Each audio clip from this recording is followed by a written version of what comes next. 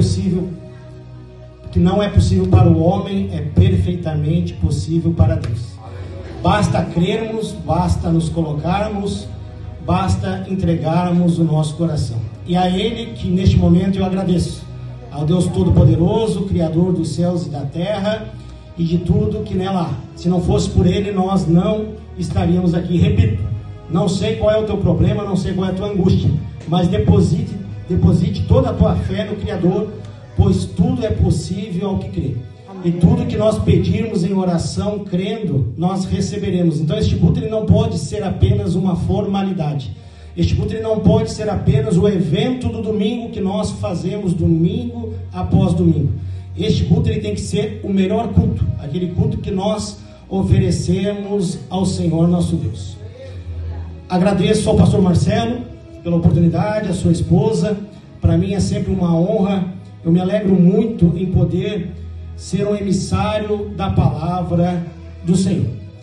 Dito isso, a palavra que o Senhor, através do seu Santo Espírito, me trouxe durante a semana de preparação em que eu buscava algo da parte de Deus para compartilhar com a igreja, está no Evangelho segundo Mateus, capítulo 23.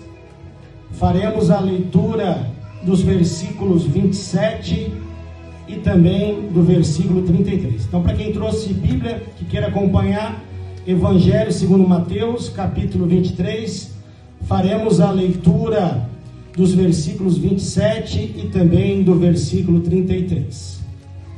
Ai de vós, escribas e fariseus, hipócritas, pois que sois semelhantes aos sepulcros caiados, que por fora realmente parecem formosos, mas interiormente estão cheios de ossos de mortos e de toda imundícia.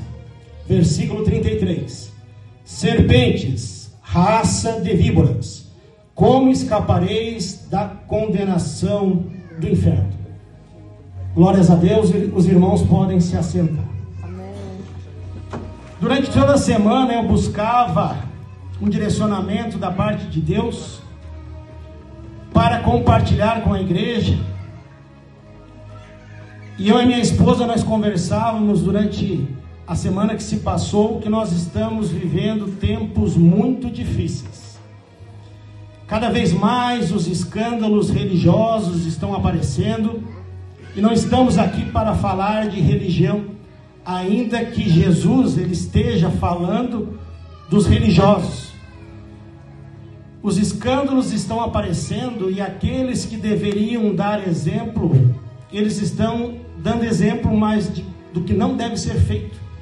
E isso é muito triste, isso é muito perigoso e isso deve ser observado. Eu vou ler novamente o versículo 27 do capítulo 23 do Evangelho segundo Mateus.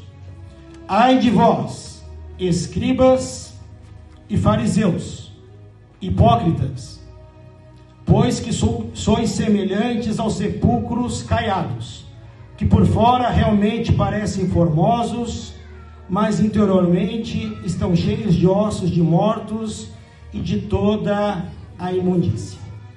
Então, quando Jesus ele falava sobre os fariseus, é importante nós entendermos quem eram os fariseus. E os fariseus eram um grupo religioso que se dedicava ao estudo das Escrituras, e eles eram conhecidos pela sua rigidez na forma como eles cobravam aqueles que estavam vinculados a eles. Contudo, os fariseus eles cobravam, eles se dedicavam ao estudo das Escrituras, eles se baseavam nas regras, nas leis de Moisés. Contudo, apesar de cobrarem o que era correto, eles não faziam o que era correto. E é por isso que Jesus Cristo ele os assemelha a sepulcros caiados. E o que é um sepulcro? Sepulcro nada mais é que um local destinado para a colocação dos restos mortais, dos corpos. Sepulcro seria um túmulo, um local em que nós colocamos um ser, um corpo que não tem mais vida, que está morto. E naturalmente, quando esse corpo é colocado no sepulcro, no túmulo, em um caixão, com o passar do tempo vai ocorrer a decomposição desse corpo, a decomposição desse material que está ali nesse sepulcro, nesse túmulo, nesse caixão. E com o passar do tempo, com a decomposição, naturalmente esse material ele vai cheirar mal, porque ele vai apodrecer. Então, quando Jesus Cristo ele compara os fariseus a um sepulcro caiado, ele está dizendo que pode até ser bonito por fora, mas por dentro está apodrecido. Por dentro tem cheiro de podre, de imundícia, como nós lemos. E por que é dito sepulcro caiado? Então nós já explicamos o que é o sepulcro. É o túmulo, é o local destinado para a colocação dos restos mortais de alguém que morreu. E caiado, à época, usava-se o cal, que era pintado, para pintar aquele local do sepulcro, a parte externa, para dar um caráter de embelezamento. Então, quando falamos de sepulcro caiado, nada mais é que um local destinado para a colocação dos corpos, dos restos mortais, e para aquele local, ele ganhar um ar de embelezamento, era feita uma pintura com cal. Hoje, se nós formos no cemitério, nós vamos observar que ainda tem essa prática de se pintar o local com tinta branca, com cal, mas modernizou-se. Hoje, muitos locais eles estão revestidos com pedras, mármore e tantas outras pedras para dar um embelezamento àquele local, aquele sepulcro em que será armazenado o caixão com o corpo, com os restos mortais. Essa palavra é muito forte porque quando Jesus Cristo compara os fariseus ao sepulcro caiado, ele está dizendo que o fariseu ele é bonito por fora, ele tem jeito de crente, ele tem a forma de crente, ele se veste como crente, ele se porta como crente, ele obedece aos usos e costumes. Talvez uma igreja, ela tem os usos e costumes que são típicos próprios da igreja, e esses usos e costumes, esse regimento interno, ele deve ser obedecido.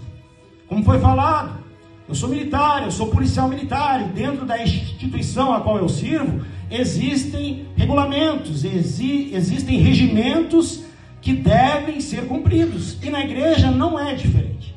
Mas o que nós estamos lendo aqui é que apesar que esses fariseus, eles explanavam a forma como as pessoas deviam se submeter, conforme a análise, ao estudo que eles faziam das Escrituras, ao estudo que eles faziam das leis de Moisés, ainda que eles cobrassem, eles não davam o devido exemplo. E é por isso que nós devemos ficar atentos, porque o que nós buscamos quando nós nos entregamos a Jesus Cristo? Nós buscamos a vida eterna, nós buscamos a salvação. Tanto isso é verdade que a palavra de Deus vai dizer: buscai primeiramente o reino dos céus e a sua justiça, e todas as demais coisas vos serão acrescentadas. Nós não podemos ser como os fariseus, que parecem, mas que não são. Nós precisamos carregar a essência do cristão. E quando eu vinha deslocando com a minha esposa, eu pedi para ela confirmar na Bíblia. O versículo está em Tiago 2,19, que é perguntado se acredita-se que só existe um único Deus. E é afirmado que sim. E é dito: faze bem, porque até os demônios acreditam e tremem. Eles creem e tremem que só existe um único Deus. Mas apesar dos demônios, conforme está escrito em Tiago 2,19, apesar dos demônios crerem, acreditarem e tremerem diante da majestade do Senhor Jesus Cristo, Filho encarnado de Deus, eles não obedecem. Então, sempre quando eu tenho a oportunidade de anunciar o Evangelho de Cristo, eu gosto de fazer a diferenciação entre o crente e o cristão. Existe uma diferença bem simples entre o crente e o cristão. O crente é aquele que acredita no Cristo. E todos nós aqui acreditamos. Eu não creio que tenha alguém aqui que é ateu e que por curiosidade estará aqui só para ver o que o pregador da noite vai dizer. Eu não creio. Mas se tiver algum ateu, seja bem-vindo. Jesus te convida para você mudar a sua opinião. Jesus te convida para que você seja liberto desta visão errônea que você tem. E você também é muito bem-vindo aqui. Todos são muito bem-vindos aqui. Mas nós não podemos apenas acreditar na existência de um Deus, do Deus Todo-Poderoso. Nós precisamos sim obedecer aquilo que nos é ensinado. Nós precisamos obedecer o manual do cristão. E como eu disse, cada instituição, cada órgão, ele tem o seu manual, ele tem o seu regulamento que deve ser cumprido. E qual é o manual do cristão? A Bíblia, a palavra de Deus. E nós devemos respeitar, nós devemos cumprir a palavra de Gênesis a Apocalipse. Nós não podemos cumprir apenas aquilo que nos é favorável. Nós temos que entender que Deus, através de homens de Deus, Ele trouxe inspiração para que a sua regra, os seus mandamentos, os seus princípios fossem escritos para que nós cristãos os obedecêssemos. Nós precisamos entender que já foi o tempo da rebeldia. Nós precisamos entender que já foi o tempo da maquiagem. Nós precisamos entender que já foi o tempo da máscara. Já foi o tempo da capa. Por mais que nós, por vezes, queiramos enganar as pessoas, mostrar aquilo que nós não somos, de Deus nós não conseguimos enganar. E é um erro nós acreditarmos num Deus que é onipotente. É um erro nós acreditarmos em um Deus que é onisciente, que Ele tem ciência de tudo, que Ele sabe de tudo. É um erro nós acreditarmos em um Deus que é onipresente, que Ele está presente em tudo, observando tudo e a todos, e nós continuarmos cometendo os mesmos pecados. Nós precisamos despertar, nós precisamos acordar, nós precisamos ter a consciência, e isso eu falo por mim, que nós somos a geração do avivamento.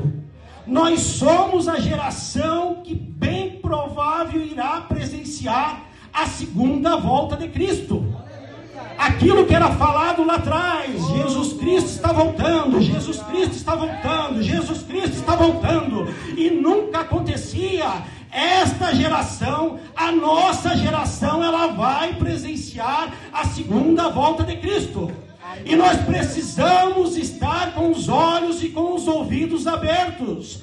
Porque se Jesus voltar hoje, nós precisamos fazer uma análise de como nós estamos. Será que nós estamos puros diante do Senhor? Será que nós estamos corretos? E ainda que nós não estejamos, nós precisamos dizer ao Senhor: Senhor, oferece-me um coração puro, renova em mim um espírito reto. Eu pertenço a Ti, o Senhor pertence a mim. Não há mais tempo. Não há mais tempo. O tempo está acabando. O tempo está findando. E muitos crentes que ainda não são cristãos estão brincando de ser crentes. Nós precisamos passar de fase. Nós precisamos entender que não basta crer que Jesus Cristo é real, porque Ele é real. Nós precisamos entender que muito mais que cristãos, muito mais que crentes, nós somos cristãos. E o que nos difere do crente? Porque o crente ele crê, mas o crente não obedece. O cristão não. O cristão ele crê, assim como o crente também crê. O cristão ele tem certeza que tudo isso aqui é real, assim como o crente também tem certeza, mas o cristão ele obedece. O cristão ele não aceita se curvar a Baal, ainda que se levante um exército de inimigos ele sabe o Deus o qual ele serve. Ele sabe qual é o exército que ele faz parte. Nós precisamos despertar porque não há mais tempo. Ainda que nós sejamos formados por corpo físico, alma e espírito, e cada dessas partes tem as suas necessidades. Mas nós precisamos recorrer àquilo que realmente é importante. Temos as necessidades físicas.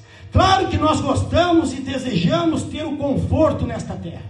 Todos nós, seria hipocrisia da minha parte, enquanto ministro do Evangelho, dizer que eu não gosto de calçar um bom calçado, de vestir uma boa roupa, de dormir num bom colchão, de ter boas cobertas para me cobrir nessas noites de frio, de poder abrir a geladeira, a despensa e ter aquilo que eu gosto de me alimentar. Claro que nós gostamos, mas nós não podemos entrar nesta loucura, e vou usar essa palavra loucura, de arrecadarmos, de juntarmos bens nesta terra, porque a volta de Cristo está próxima.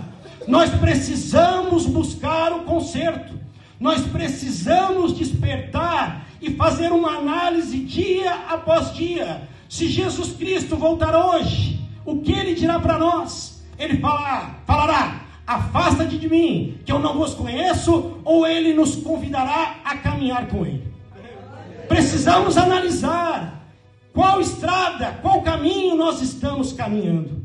Só existe dois caminhos, só existem duas portas, só existem dois locais. Um caminho ele é apertado, porque ele vai conduzir à porta estreita, que vai conduzir às mansões celestiais.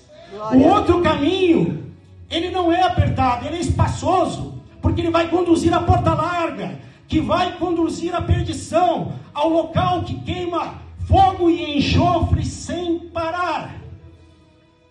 Qual é o caminho que nós estamos percorrendo? O caminho apertado, o caminho espaçoso? Qual é a porta que nós iremos adentrar? A porta estreita, a porta larga, que nos conduz às mansões celestiais, ou que nos conduz às profundezas do inferno? Só existem esses dois caminhos, só existem essas duas portas, só existem esses dois locais. É por isso que o ministro do Evangelho, enquanto pregador da palavra, ele tem que ter a coragem, ele tem que ter a ousadia para pregar aquilo que necessita ser pregado. Doa a quem doer, goste a quem gostar. Hoje, infelizmente, nós estamos vendo muitos fariseus, que são sepulcros caiados, pregadores que não pregam mais a palavra, pregadores que não têm mais a ousadia de falar aquilo que necessita ser dito. Hoje nós temos muitos palestrantes e poucos pregadores. Hoje nós temos muitos músicos, muitos cantores e poucos adoradores. Há uma grande distorção da realidade. Adotou-se o comércio gospel, onde muitos começaram bem a sua caminhada na fé, e durante a caminhada perceberam que havia uma possibilidade interessante de enriquecer às custas do ministério. Não podemos aceitar, não podemos fingir que não estamos vendo o que está acontecendo. Quantas pessoas estão enriquecendo, explorando a fé alheia? Quantas pessoas estão construindo os seus castelos, as suas mansões, os seus impérios, às custas da lã da ovelha? Sepulcro caiado, bonito por fora, podre por dentro. E chegará um momento que não há mais tempo. Chegará um momento que não terá mais tempo. E cada um será